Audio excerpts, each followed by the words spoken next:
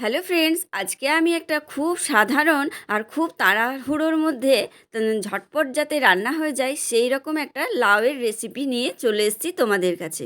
দেখো, আমি এখানে একটা লাউ নিয়ে নিয়েছি আর লাউটা একদম কচি, খুব সুন্দর লাউটা। আর আমি এখান থেকে অর্ধেকটা লাউ রান্না করব। আর লাউটাকে একদম কুচি কুচি করে আমি কেটে নেব। দেখো, লাউটা আমার পুরো কুচি কুচি করে কাটা হয়ে গেছে আর অর্ধেকটা লাউ মনে হচ্ছে কতটা লাউ হয়েছে, কিন্তু এটা কড়াইয়ে দিলে একদম মজে গিয়ে এইটুকু হয়ে যাবে। তো যাই হোক, অর্ধেকটা লাউ আমি কুচি কুচি করে কেটে নিয়েছি। আর এবারে দেখো, কড়াই বসিয়ে দিয়েছি। কড়াইয়ের মধ্যে সাদা তেল দিয়ে দিলাম আর পাঁচফোড়ন, তেজপাতা, শুকনো লঙ্কা ফোড়নে দিয়ে দিলাম।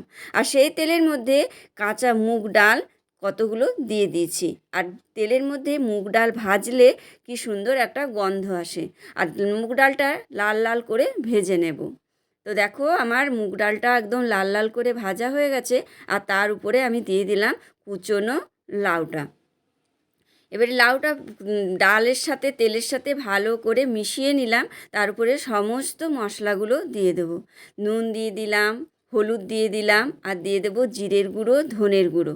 আর গ্রেটারে আদা কিছুটা গ্রেট করে ওর মধ্যে মিশিয়ে দেব।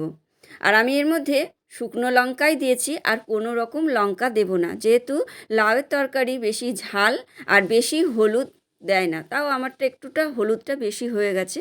তো যাই হোক, সমস্ত মশলাগুলো লাউয়ের সাথে ভালো করে মিশিয়ে দিলাম। এবারে লাউটাকে আমি ঢাকা দিয়ে কিছুক্ষণ রেখে দেব। আর লাউয়ের যে জল বেরোবে সেই জলেই লাউ সেদ্ধ হয়ে যাবে। দেখো, আমার লাউটা পুরো সেদ্ধ হয়ে গেছে। আর মানে জলটাও শুকিয়ে এসছে অনেকটা। এবারে আমি ওর মধ্যে পরিমাণ মতন চিনি দিয়ে দেব আর কিছুটা আটা ছড়িয়ে দেব, যাতে লাউয়ের তরকারিটা জল জলে না হয়, একদম শুকনো শুকনো মাখা মাখা হবে আটাটা দিলে। তো তোমরা জল যদি জলটা কাটাতে চাও তাহলে আটা দিয়ে দেখো, অবশ্যই ভালো লাগবে আর টেস্টও আসে কিন্তু আটা দিয়ে দিলে।